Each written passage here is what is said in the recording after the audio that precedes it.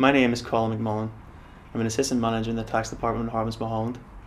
The following presentation highlights some of the upcoming changes to capital allowances.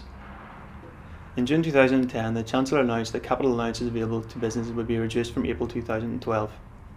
The changes apply to all businesses, both companies and unincorporated entities. The changes announced were as follows. Number 1. A reduction in the rate at which writing down allowances are given for plant and machinery, from 20% per annum to 18% per annum, and for special rate pool assets from 10% per annum to 8% per annum. The second change, and perhaps a more significant one, is a reduction in the annual investment allowance from £100,000 per annum to £25,000 per annum. The annual investment allowance gives 100% tax relief on qualifying expenditure on plant and machinery in the year in which the expenditure is incurred.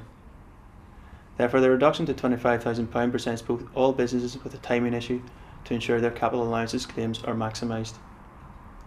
The changes apply from 1st of April 2012 for companies and from 6th of April 2012 for unincorporated entities and limited liability partnerships. The following example looks at how the annual investment allowance is calculated for a company whose accounting period will straddle the 1st of April 2012. Bob Limited has a June year end. To calculate the annual investment allowance for the year end at 30th of June 2012, we take the number of days before the date of change as a proportion of the total number of days in the period and multiply this by 100,000. This gives us £75,137. We do the same for the number of days in the period after the date of change and multiply this by 25,000. This gives us £6,216. This gives a maximum annual investment allowance of £81,353 for the 12-month period to 30th of June 2012. However, a key issue arises from Finance Act 2011. Finance Act 2011 limits the amount of annual investment allowance which can be claimed for expenditure incurred in the period after 31st of March 2012 to the amount calculated for that part of the accounting period. This would be £6,216 in the previous illustration.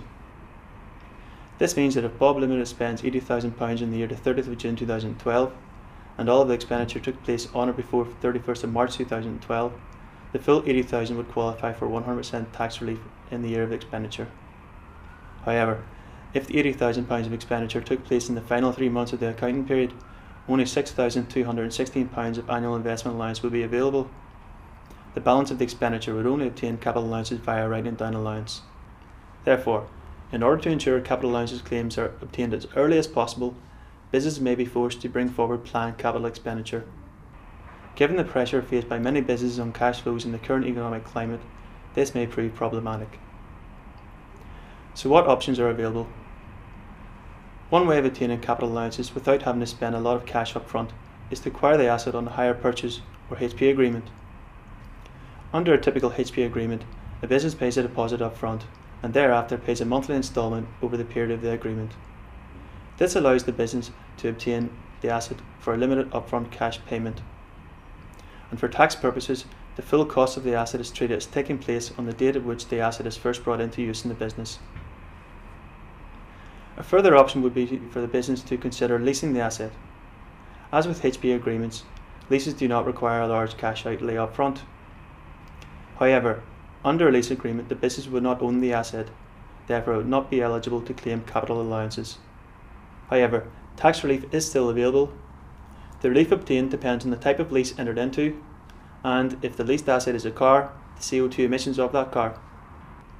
The changes outlined to date will undoubtedly have an adverse impact on the speed at which businesses obtain tax relief on the cost of newly acquired plant and equipment.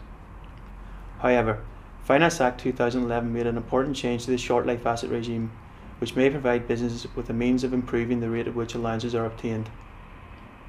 From the 1st of April 2012, the life of a short life asset will be extended to 8 years from the end of the accounting period of acquisition. Currently, this is 4 years. This means that for many businesses, a significant part of their capital expenditure will qualify as short life assets.